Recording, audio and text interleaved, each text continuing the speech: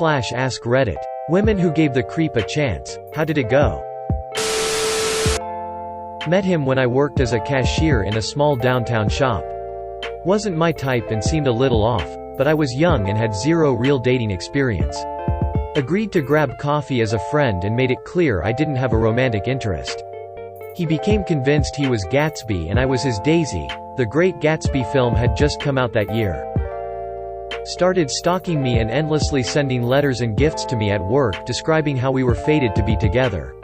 When I confronted him to stop, he started having his friends follow me at work or drop by to check in on me. Prowl outside on nights I had to close shop alone. I ended up quitting that job and things fizzled. 7 months later I got a call from a number I didn't recognize. It was the same dude. He just got released from a short prison sentence and was letting me know he thought of me every day and was going to find me so we could finally be together. I made up a story that I was traveling abroad for college and would be gone indefinitely. Changed my number and luckily haven't heard from him again. What's weird about all these stories is the support the stalkers receive from their social circles. I had to wait 2 weeks for one friend to be available to help me move some tooling. I can't think of anyone I could get to help me run some sort of reconnaissance operation on a woman who's not into me. Was about to comment the same thing. If one of my friends said, "Hey bro, this girl won't return my calls, can you go intimidate her a bit?" I'd just be like, what the actual fuck is wrong with you?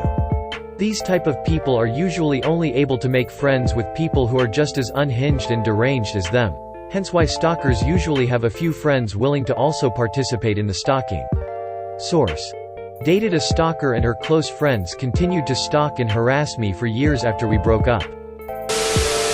I had a bad vibe, but my friend told me he was a good guy. So we went on a date and he asked to drive my car. He curbed my rims and talked about how he was fired unfairly from his job. The next weekend I avoided his calls and instead went out to dinner with friends.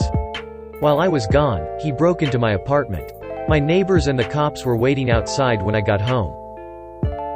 I spent the night at my mom's. He showed up at 03:00 when I let him out and was trying to get in a window. Wonderful officer spent the rest of the night in the driveway. Fast forward a couple weeks and he shows up at my work, mopes over to me and hands me folded papers. It was 8 to 10 handwritten front and back notebook papers where he alternated between telling me I was the love of his life to why he hated me and wished I would die. I was terrified. Security escorted him away. Never saw him again, but found out later he did the same thing to some girl in Spokane, but he was able to actually get in, beat her and landed her in the hospital. This is why people shouldn't pressure others into shit they've got a bad feeling about. Hope your friend learned a lessons and I hope you're doing well. Guy had serious untreated mental health problems, which resulted in him spending 4 years stalking me and making me resent giving that one chance. I made multiple calls to police and paramedics because he would call me up threatening suicide unless I would help him. He still finds me on social medias and random gaming apps to say, "Hi, I miss you, but I now live more than 1,000 kilometers away." I have one that looks me up every couple of years to do a postmortem. He needs closure and thinks we should heal together. Bro, we broke up literally 17 years ago. This shit is closed. He stabbed my end table with a knife after getting upset with me. Then started stalking me. I moved and invested in cameras for my house and a dashcam. 1 million emails, police reports, etc. Oh, and his twin brother raped and stalked girls a few years prior. Ended up killing 2 police officers. Seems like creep runs in the family. Holy shit. How do people get like that? I wish I knew. I only listed the more mild things. It took a lot of therapy, medicine, and a loving support system to overcome what he put me through. I still look over my shoulder every day.